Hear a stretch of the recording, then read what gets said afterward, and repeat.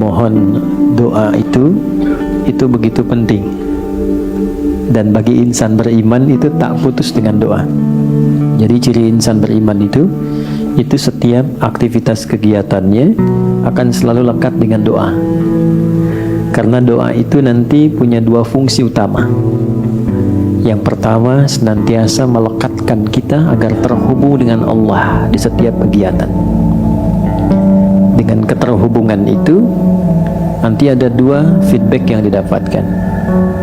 Pertama adalah perhatian Allah kepada seluruh aktivitas yang kita kerjakan. Karena itu menjadi fitrah manusia, apapun yang dikerjakan bila menemukan kesulitan. Nah ini biasanya berdoa kan ya. Mau ujian berdoa ya. Bapak mau tes jabatan berdoa. Ibu masukkan anak sekolah berdoa ya. Nah, ciri beriman itu tidak nunggu ada masalah baru doa. Kalau itu biasanya cirinya fitrah manusia. Manusia itu begitu sulit minta, sudah dikasih mudah lupa. Nah, ya. Dan kalau sudah lupa salah. Kalau salah nggak pengen dihukum.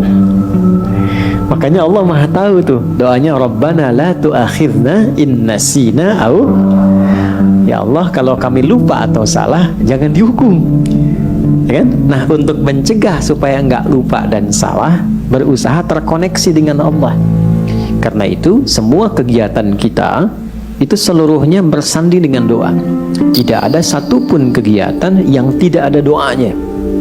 Silahkan dicek. Dan itu cuma di Islam. Cuma di Islam.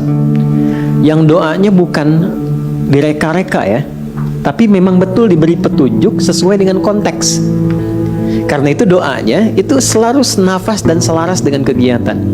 Coba antara bangun tidur dengan akan tidur, sama nggak doanya? Beda kan ya? Padahal aktivitasnya terkait tidur. Yang satu bangun, yang satu tidur, akan tidur. Tapi doanya beda. Dan itu doanya bisa serupa, nggak dikarang-karang. Jadi baik yang di Arab, di tanah suci, ataupun di sini di tanah kusir, doanya sama. Ya kan? Sama kan ya? Baik ya, mau di Chicago, di Amerika, di Chicago, di Bandung, sama. Ya kan? Di Singapura, di Singaparna, di Tasik, sama. Dan semua ada doanya. Ini ingin memberikan kesan bahwa satu, agama ini agama yang benar.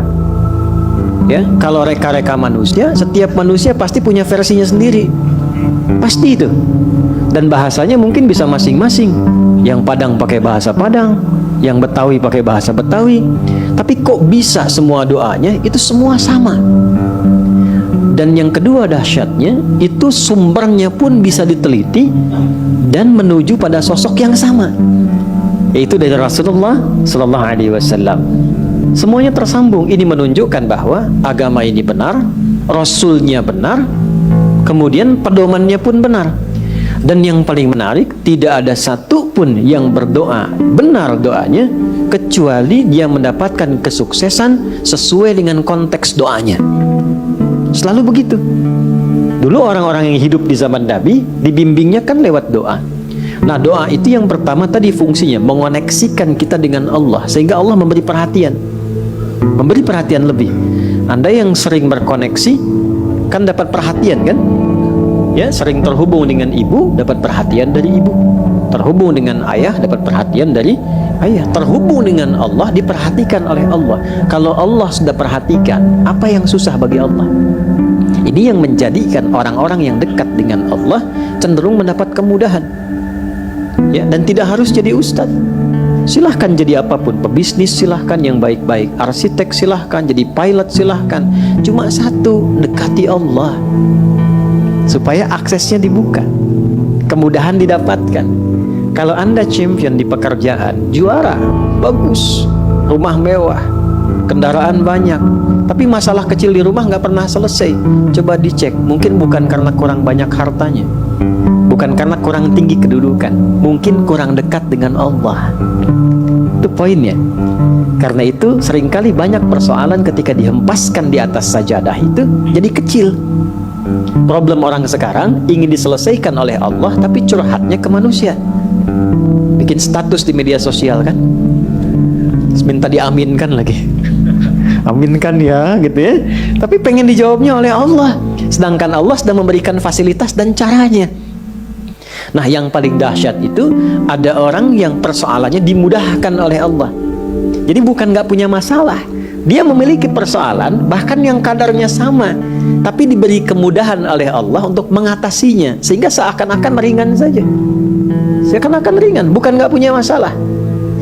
Nah, karena itulah kemudian kenapa saya buka untuk membiasakan ini, karena ini ada bagian sunnah yang menipis. Ya, ada bagian sunnah yang menipis, yaitu menyertakan doa dalam setiap aktivitas. Kalau mau diteliti secara psikologi juga, itu ada pengaruh doa pada motivasi diri. Orang yang sering berdoa itu meningkat kepercayaan dirinya, motivasinya menguat, sehingga dengan meningkatnya motivasi diri itu cenderung mudah mengatasi berbagai persoalan.